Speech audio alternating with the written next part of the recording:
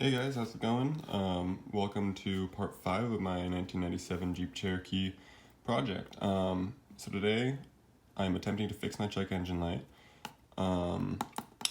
There's two problems with it. There was the O2 sensor, which was cut at the end, and then the actual wire harness was cut. And so I have to hardwire those on. So I'm gonna hardwire those on. I'll show you how to do that. And then I have to connect that harness to the O2 sensor. This is the one I got just at Advanced Auto Parts, some random O2 sensor for a 97 Jeep Cherokee. It's Upstream sensor that I'm replacing, by the way. And the other one was a voltage sensor, the battery voltage temperature sensor was wrong, and at some point the alternator went out and I broke down the freeway and I replaced the alternator. So I'm hoping that that's it. If the O2 sensor doesn't fix it, that's my other option. But yeah, so I'm going to show you how to wire up the harness and then connect this, and hopefully the check engine light goes away. First, I want to go over some things that I already, little small things that I fixed on the Jeep, just on my own time. But yeah. So first things first, went to the pick and pull and finally got myself a cap for my coolant. So that's good.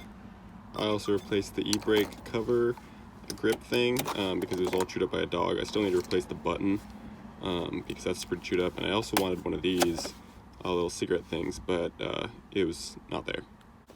I also replaced the passenger seat buckle because some friends and my fiance were both having trouble getting it to click. You'll also notice the low washer fluid light is gone. It was actually a super easy fix. On the front of the Jeep, you remove these windshield wipers, and then this is a nozzle. When you undo the screws and you look underneath, there's hoses that connect to the pumps, and they were just disconnected from the nozzle. So all I had to do was just put them on and then screw the thing back down, and then literally it works again. So that was no problem. All right. So what I need is this bit, because that connects into the O2 sensor right here.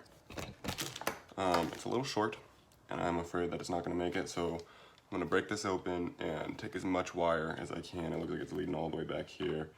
And then once I get this off, I'm going to butt shrink it onto the actual Jeep.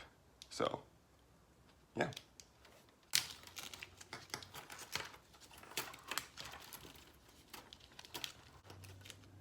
I'm gonna cut this very carefully.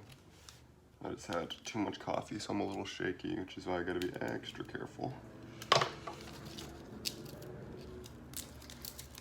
this electrical tape off.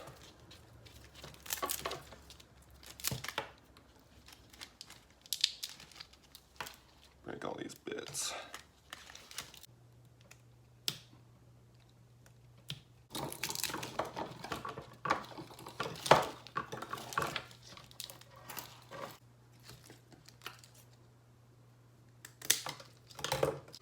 Alright, that is much longer. I'm still not sure exactly how much I'm gonna need, so I'm just gonna go as far as I can, and I'll let you know when I'm done. Alright, broke it apart. Here's the O2 sensor connector. All 4 wires go about this far. It's gonna be a lot better. I'm gonna make sure to use electrical tape on everything when I'm done, because if there's anything, I don't want anything going wrong when messing with electrical. Basically, this is gonna go into one of the exhaust pipes. You'll see this connects into here, like so. Connector to that little tab, like that. Yeah, so just gonna basically strip these, ends, put one end from the Jeep into the butt splicer, and then the other, this side, into the other side of the butt splicer, crimp them, heat shrink them, and then tape them up. So we'll see how that goes. Alright, here I am. First things first, for safety, I'm going to disconnect the battery, negative and positive, And yeah, there we go. So these are the wires that I'm gonna have to be hardwiring. You can see they were clearly just cut for some reason. While I'm working on those, I like to WD-40 the old O2 sensor because those can be difficult. Alright, so under the hood, you're gonna take those wires and your wire cutters, and you're gonna take 1.3 on the wire cutters and strip every single one of the wire ends, just a little bit.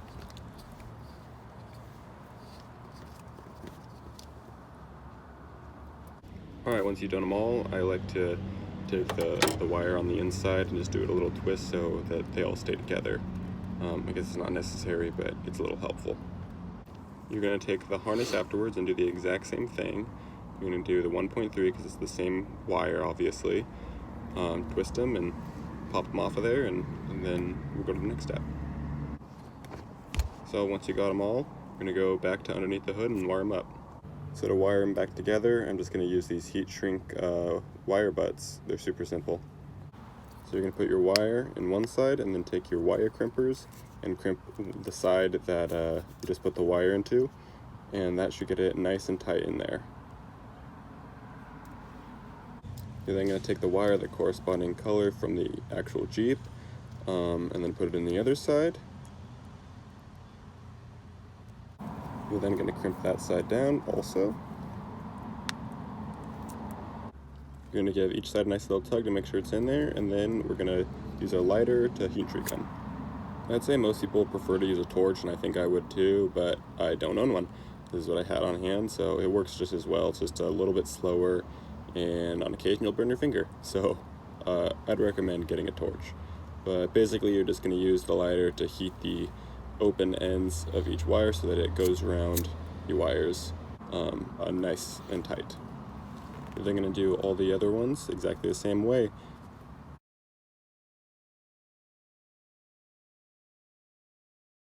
Alright, so once you've got them all connected and heat shrunk down, I used some electrical tape and just went around it.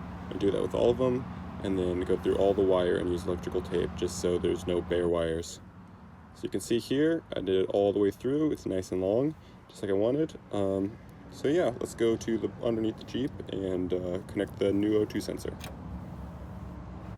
Alright, so in my 97 Jeep Cherokee, the Upstream O2 sensor is right here next to the oil tank. They have specific sockets to get these off where they have a slit for the wire. I don't have that. I didn't even have a normal wrench for it, so I'm just going to use channel locks the same way. I highly recommend wearing gloves when doing anything underneath a car because it hurts.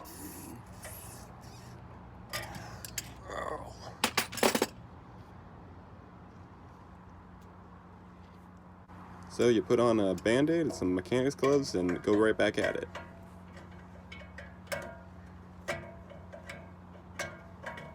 As you can see, when I slipped and punched the metal, it actually was it slipping and loosening.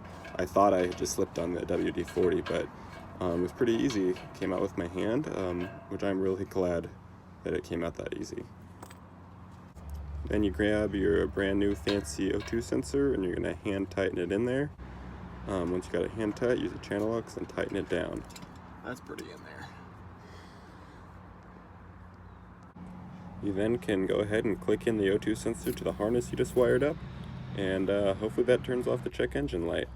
I zip tied it up to some other things just so it wouldn't fall down and get caught on the drive shaft or anything, because I know that's a problem that's happened, and let's try it out. So I started the Jeep and there it was, the check engine light staring back at me evilly.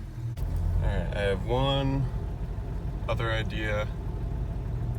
So I think it's number 17 on that fuse box, controls the O2 sensors, and I replaced it.